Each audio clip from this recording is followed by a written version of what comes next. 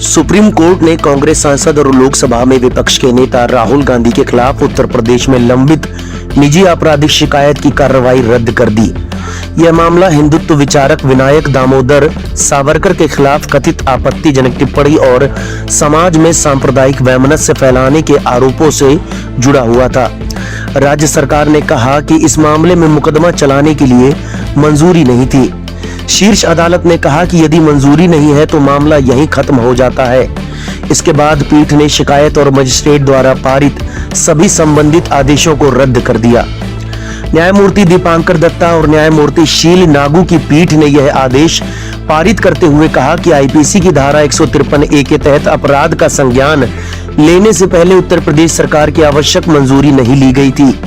पीठ ने स्पष्ट किया कि ऐसी मंजूरी अनिवार्य है और इसके अभाव में आपराधिक कार्यवाही आगे नहीं बढ़ सकती। राहुल गांधी ने ट्रायल कोर्ट द्वारा उन्हें आईपीसी की धारा 153A यानी समूहों के बीच वैमनस्य को बढ़ावा देना और धारा 505 के तहत मुकदमे का सामना करने के लिए जारी समन को सुप्रीम कोर्ट में चुनौती दी थी।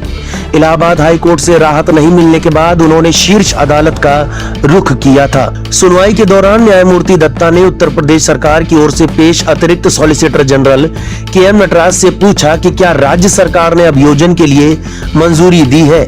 नटराज ने स्पष्ट किया कि ऐसी कोई मंजूरी नहीं दी गई है।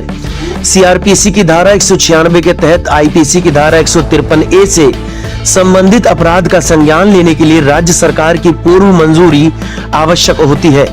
शिकायतकर्ता की ओर से पेश वकील ने कहा कि यदि मंजूरी आवश्यक है और उपलब्ध नहीं है तो समन आदेश रद्द कर मामले को नए सिरे से विचार करने के लिए मजिस्ट्रेट के पास भेजा जा सकता है।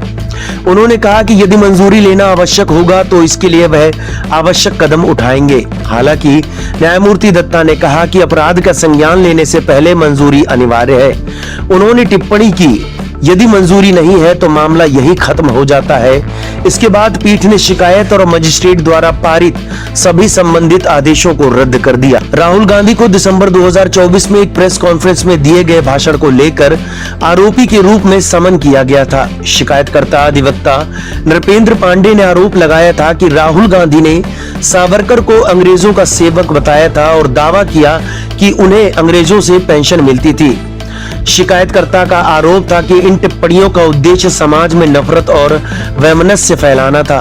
दिसंबर 2024 में लखनऊ के अतिरिक्त सिविल जज सीनियर डिवीजन ACJM आलोक वर्मा ने राहुल गांधी को समन जारी किया था। अदालत ने कहा था कि प्रेस कॉन्फ्रेंस में पहले से छपे पर्चे और सामग्री बांटना कथित तौर पर समाज में नफरत और वैमनस्य फैलाने की मंशा को दर्शाता है।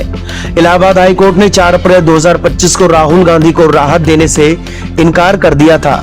हाई कोर्ट के न्यायमूर्ति सुभाष विद्यार्थी ने मौखिक रूप से कहा था कि राहुल गांधी के पास सत्र न्यायाधीश के समक्ष जाने का विकल्प है। राहुल गांधी की याचिका पर पिछले वर्ष सुप्रीम कोर्ट ने मामले की कार्यवाही पर रोक लगा दी थी। हालांकि उस समय न्यायमूर्ति दत्ता ने सावरकर पर की गई टिप्पणियों को लेकर मौखिक रूप से कड़ी नाराजगी जताई थी।